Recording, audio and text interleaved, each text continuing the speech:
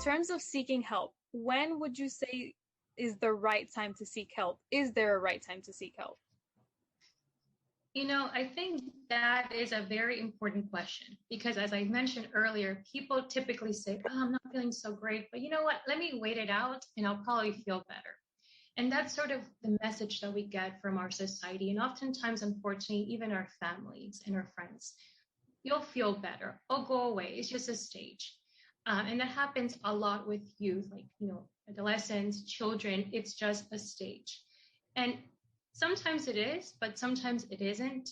And, I feel that as a society, we are disservicing you all by not, really emphasizing the need for follow-up care. So I think that any point is a good time to seek help. If you find yourself in a position where you're saying to yourself, I'm not feeling so great. My mood has changed. I'm not really enjoying the things that I used to enjoy. I'm sleeping a lot, or I'm having a lot of trouble sleeping. I'm feeling agitated. I'm having a hard time at school focusing, right? And these are all, if you think of them, these are all kind of like symptoms of depression, oftentimes, anxiety. So you kind of want to be proactive. And at any point you can seek help. Now, sometimes the question is, okay, where do I get that help? Who do I talk about it?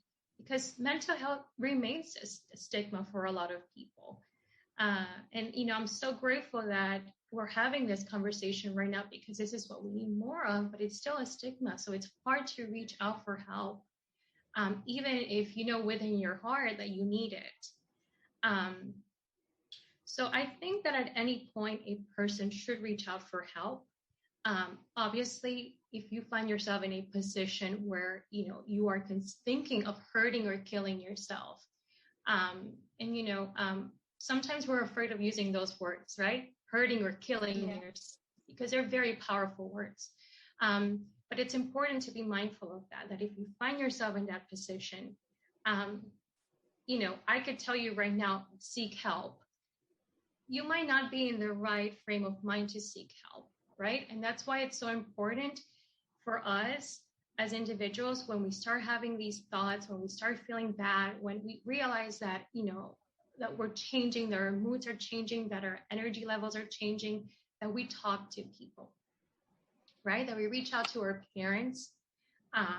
If you're at school, there's a counselor. Sometimes schools have a school psychologist. And these are people that are there to support you. That is their role. Unfortunately, that's not always the case. And, we do have these outliers, but typically they're there to support you. Your friends are there to support you too, right? So that is the hope. But, in order to make these individuals and these entities be able to support you, we need to support them as well, right? We need to provide them with how can we better support the needs of our loved ones, of our children, or, adults who are struggling with mental health. So it's a huge process. And I think that we still have a lot of work to do, but I think that we're trying at least. Yeah. Right. I especially agree with that you mean the process between somebody who is suffering from mental health and getting the resources, because that is exactly what our team, Bridges for Better, is trying to accomplish by providing people with the resources. As our name states, we want to be the bridge in order for people to feel better about their mental health and at the same time destigmatize it. Absolutely, yes. And say you are not the one struggling with a mental issue. Say it's somebody you know, a loved one, a friend. How would you say is sort of the best way of assisting them through their mental issues? So I think, one of the best ways to do that is to validate their experience. So, oftentimes, let's say we have a friend that comes up to us and they tell us, oh man, I'm feeling sad, and they may express, suicidal ideation, which is unfortunately common sometimes. And we might feel so bad within ourselves that we don't know how to respond to that person. And we'll just say things like, oh no, but you have every reason to be happy. You don't have a reason to feel that way. It's going to get better, right? And when we do that, we're not validating their experience. We don't know what they're going through. Everyone's different. So when we show support and we say, I'm hearing you. It sounds like you're in a lot of pain right now. I'm here to help you. I'm here to hear you out. Let's get some help together. When you say those words, you're empowering that person. You're validating their experience, right? Um, and I think that's one of the most important things, to validate and show support.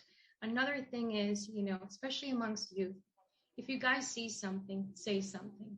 Sometimes what happens is we are afraid. And I'm saying we because, I was where you guys are at one stage in my life. But it can be scary when you see that a friend, you kind of pick up on these warning signs. You're like, something's not right. You have that intuition that something's not right. But then you're fearful. You're like, oh, what if I say something and I get myself in trouble and then I get my friend in trouble, right? These things, they're normal. They go through our mind. And you're absolutely right. But do realize that when you do say something, you might be that bridge to your friend getting that help, right? Um, Mhm. and I think that we need in schools specifically to have those conversations. It is okay to say something if you see something. We're not here to penalize you. You're not going to get yourself in trouble. Your friend is not going to get into trouble, right? And another very important thing is to check in with your friends. Oftentimes we ask people, hey, what's up? Hey, how are you?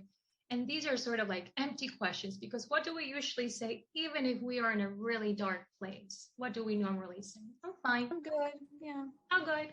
Yeah, right? That's usually our response. No one really follows up, right? So maybe when we meet our friends, we can say things like, hey, it's so nice to see you. Tell me what you've been up to. And like, a little, but you don't want to be too like pushy, but like really get to see how they're doing. Like, how's your mood these days?